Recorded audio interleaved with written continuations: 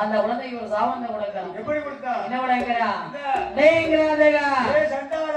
என் தவத்தை இழப்பதற்காக யார் உன்னை விரைவி செய்தாரோ அவர்கள் எங்கே வருங்காலத்தில் எதிராக கடவுள் அப்படின்னு சாபத்தை கொடுத்தான்.